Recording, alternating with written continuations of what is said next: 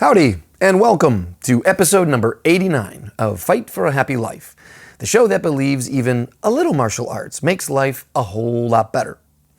Ando here, and I'm coming to you today from my couch. Yes, the couch. Mission control during this COVID-19 lockdown. Are you having a lockdown right now? Has your life been changed? Has your routine been shattered? Of course. Now, let me say right up front, if you have experienced a loss in your family or have suffered illness, that is the number one tragedy, so I don't want to lose that context. Health and safety is always number one. Beneath that, let's talk about the horrors of a lockdown. Here, I'm living in Los Angeles, California, and we are now over 6 months in this lockdown. That means no going to the gym, no fitness centers, and no martial arts schools. As you probably know, I've even had to shut down one of my own martial arts schools. I have friends who have shut down their martial arts schools. To be a martial artist in today's world, particularly as a business owner, is very dark, is very difficult. But let me take it a step farther. Because not only have I lost a school and have lost my access to other people's schools to go train and learn, here in Los Angeles over the last few weeks, we've also had a number of wildfires. Okay, so not only can't I go to a school to train or to the gym and train, I can't really go outside and train. The air quality here, to some degree or another, over the last 3 weeks, has been unhealthy. So that means more limitations. Can't go to a place, can't go to the park, can't go into the driveway, have to stay inside. Okay, so that's 2 layers of lockdown. Let me give you one more.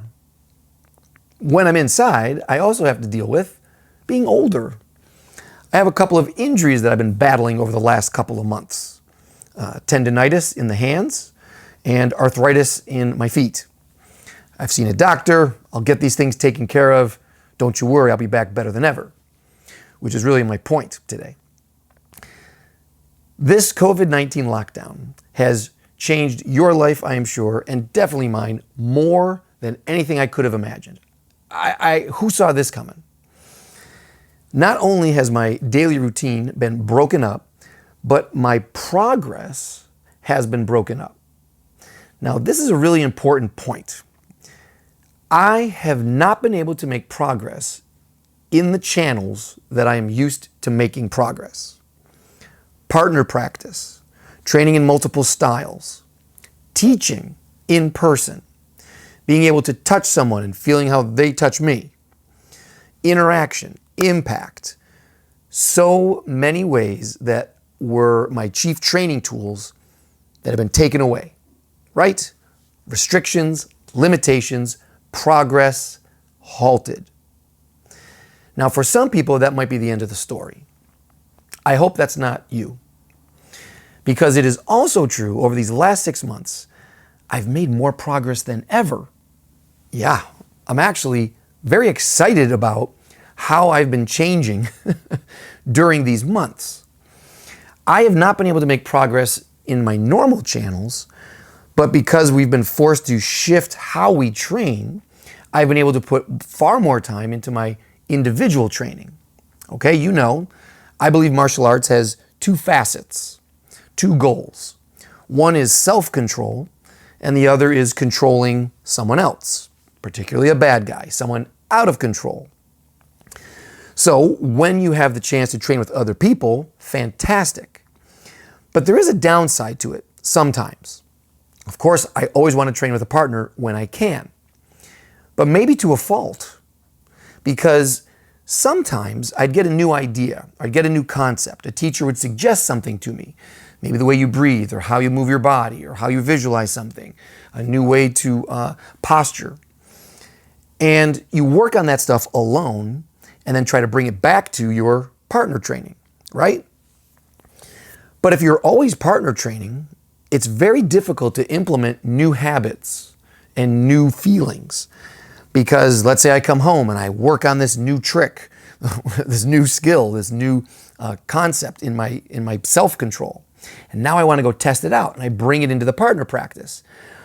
But during the partner practice, my ego gets woken up. I get hurt a little bit. Something changes my mind and I revert to old habits.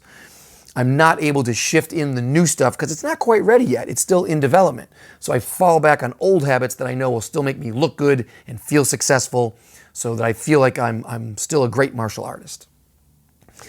But during this lockdown, since partner practice is not possible, and since there is no distraction from other people, I've only had time to work on the first goal, the first facet, self-control, my breathing, my awareness, pain tolerance, posture, muscle control, visualizations, coordination. There's a huge list of qualities that you and I can work on without partners. I'll say again, as a martial artist, I don't believe you can only do these things.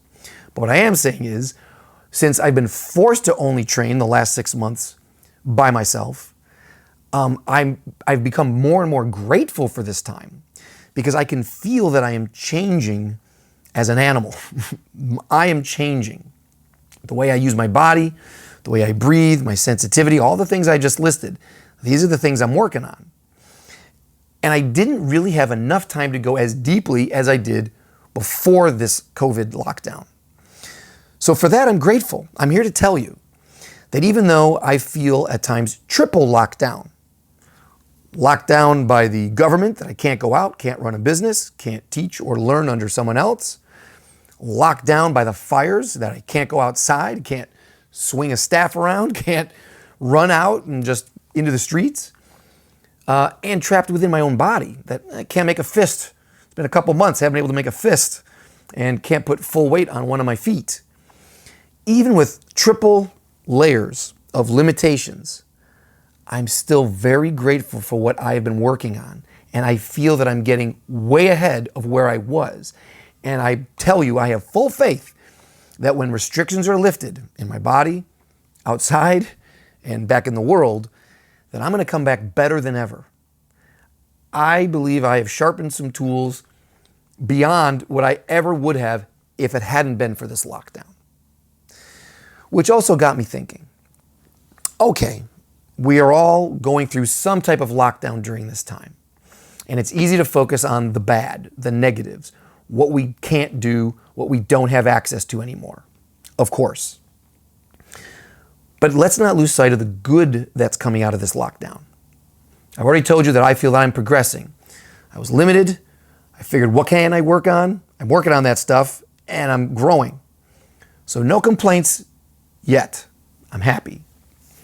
But it got me thinking that even before this COVID-19 lockdown, you and I, maybe everyone, we were already living within a lockdown of one kind or another. We were already self-limiting. There were already restrictions on our progress. Maybe you thought a course that you wanted to take was too much money, so you limited yourself financially. Maybe you wanted to ask a question of a teacher and you thought, well, maybe next week, I don't want to bug him, I'm not worth his time. And now you've lost that opportunity to talk to them altogether. Maybe you wanted to try a class in another state or take a trip to a school and do a seminar someplace, but you didn't say, well, I'll get to it later, I don't have time for that right now. Maybe you've been meaning to up your training, but you feel like you're a little too old or too out of shape. You see where I'm going here? We, even when we have full freedom, a fully functioning body, and full access to the world, good air, still find ways to limit ourselves, restrict ourselves. And I don't mean in a negative way, like we're bad people. It's just natural. We have to set some limitations on ourselves so we can choose what we want to do, so we can make some steps towards some goal. I can't just do everything every day. You have to set limitations of some kind. So here's the other good part about the lockdown, or any lockdown. It forces you to purify. That's the word that's in my head right now. Purify. So consider coal, right? And diamonds. Coal is dirty and lots of it. If you start crushing it and you limit its space, You compress it, you put pressure on it. And it seems like it's going to get gritty and ugly and dirty, and it is. But if you keep crushing its spirit, if you keep crushing coal's space, you keep confining it into a smaller and smaller spot, what emerges? A diamond. Something beautiful, something shining, something valuable came out of all of that. All of that coal, under pressure, under limitations, purified into something valuable. If you're not into jewelry, I'm not. Maple syrup. You go out and you collect gallons and gallons and gallons of tree sap. And then what? You put it into a giant kettle. And you turn up the heat. And what happens? You take away moisture. You take away. And very slowly over time, it all gets smaller and smaller into a smaller quantity of maple syrup. And now it's more pure. It's more potent. It's sweet. It's valuable. Consider that you are in that same process right now. Your life is coal. Your life is tree sap. No offense. And now the pressure is on. And you physically, almost literally, are being compressed into a smaller and smaller space, 6 feet away from any other human being, inside a mask, inside your body, inside your house, on a couch. Smaller and smaller, crushed, less and less access to what the world has to offer. Now, what's the result of this? You have a choice to emerge from all of that pressure as either something valuable and sparkling, or as something broken, dirty, and just a mess, invaluable. I hope that you are using this time, or that starting now you can find a better way to use this time to purify yourself, to boil yourself down to that sweet essence of you. What do you believe in? This time period is definitely helpful to start sifting through the mess of your daily routine, to start figuring out what is actually important to you. What is good? What is bad? What is worth fighting for? What is not worth your time? What's worth your money and your energy and your enthusiasm? What is absolutely not? As you go through these questions, whether they're coming to you because just circumstances are forcing you to make decisions, or you're reflecting on your own, I do believe that during this lockdown, you can clean up your life in a way that has never happened before, at least for me. You are forced to question and forced to answer, and then you have a map. All of those answers to those big questions are now the map that you're going to need, so that when these limitations are lifted and the restrictions are gone, you will know exactly where to go, exactly what to do, and exactly who you want to spend your time with. That makes sense, right? Use this time to purify and then plan. I also think of it, if you can stand another metaphor, another example, in poetry terms. The haiku, at least the way I remember it, the haiku was a form of poetry where you are severely limited to the amount of words or syllables. The most popular one that I remember, I think, was 575. You have to write a poem, that's the assignment, where the first line is only 5 syllables in English, 7 syllables in the second line, and 5 syllables for the third line. So you're limited to 3 lines and 575 syllables. Now, I remember when I first got that type of assignment back in school, and you feel like you're going to go nuts because I want more than 3 lines. I want more than, what's the math on that? 17 syllables. I'm not a math guy. It feels so confining, so restrictive. How can I create anything? How can I express myself with so few syllables, so few words? And then what happens? Well, if you hang in there, you get creative. You take your time. You think about it a little bit. Well, which words are the most important? What are you really trying to say?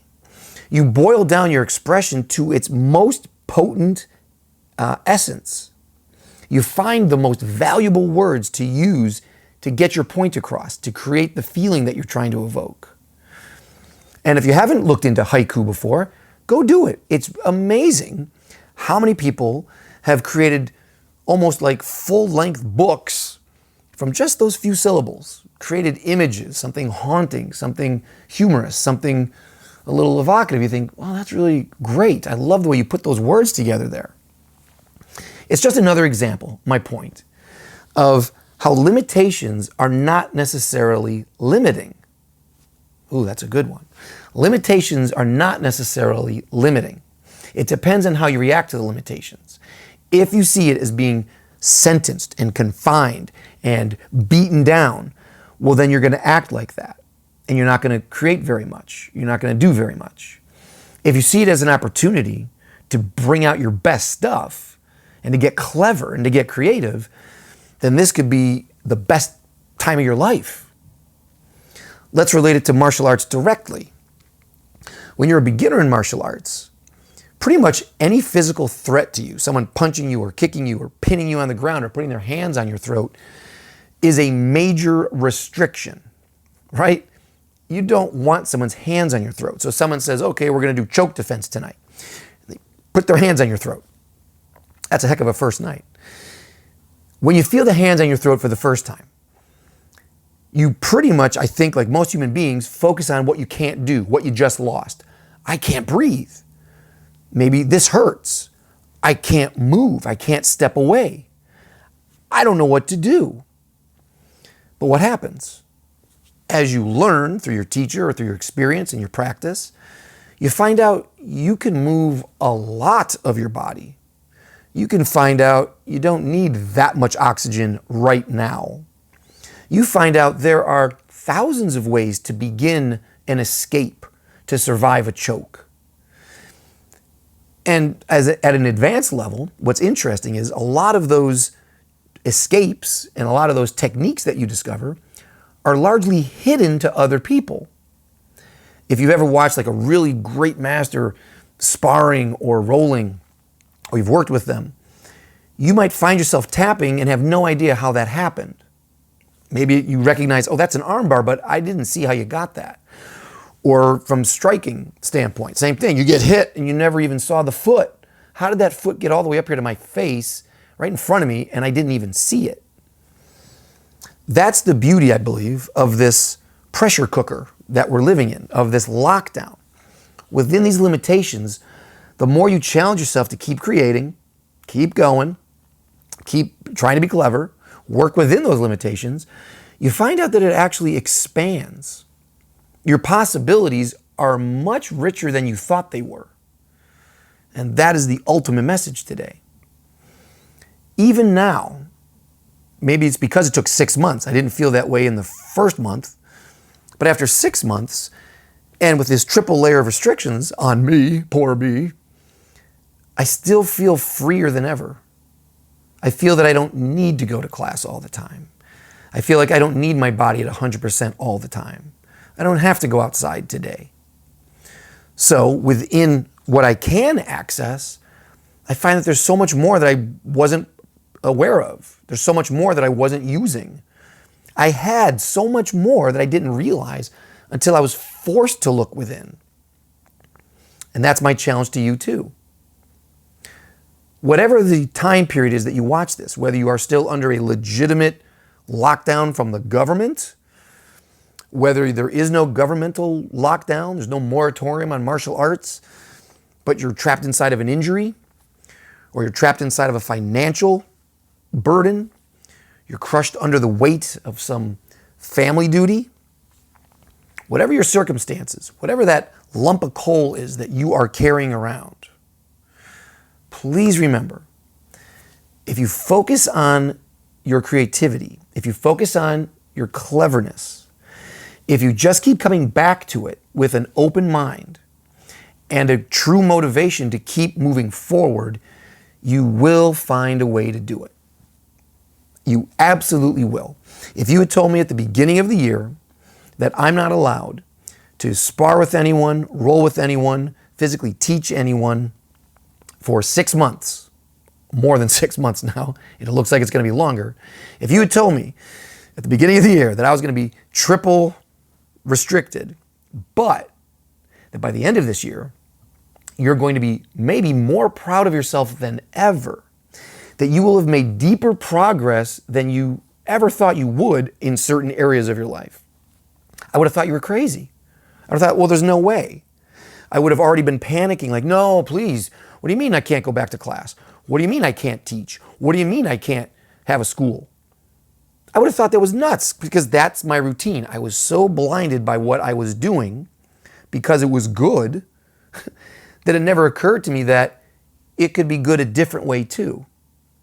That's not the only way to learn. And the things that you're learning aren't the only things to learn.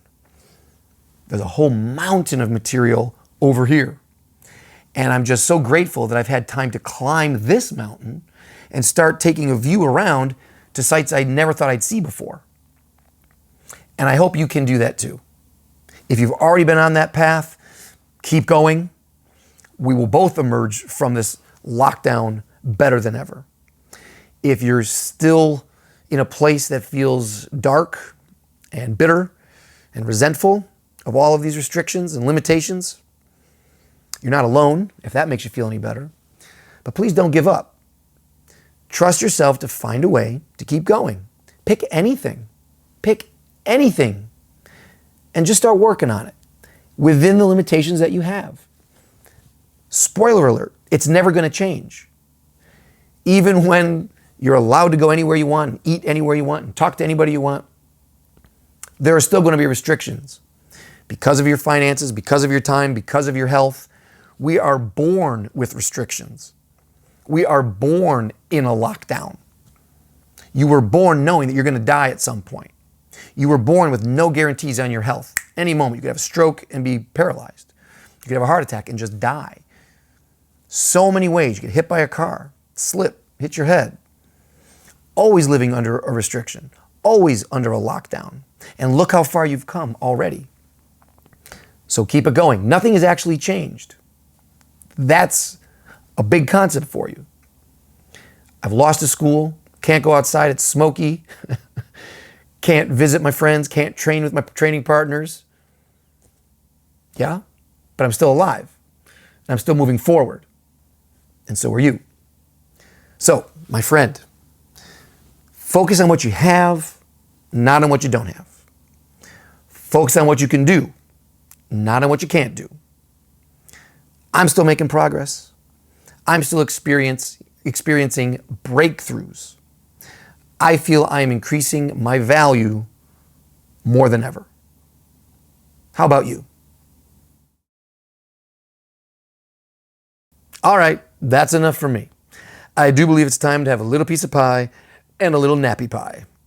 I hope you'll treat yourself well today, and I hope you'll keep finding what's valuable to you and polish it. Until I see you next time, smiles up, my friend. Let that smile be your shield and your sword. Keep fighting for a happy life.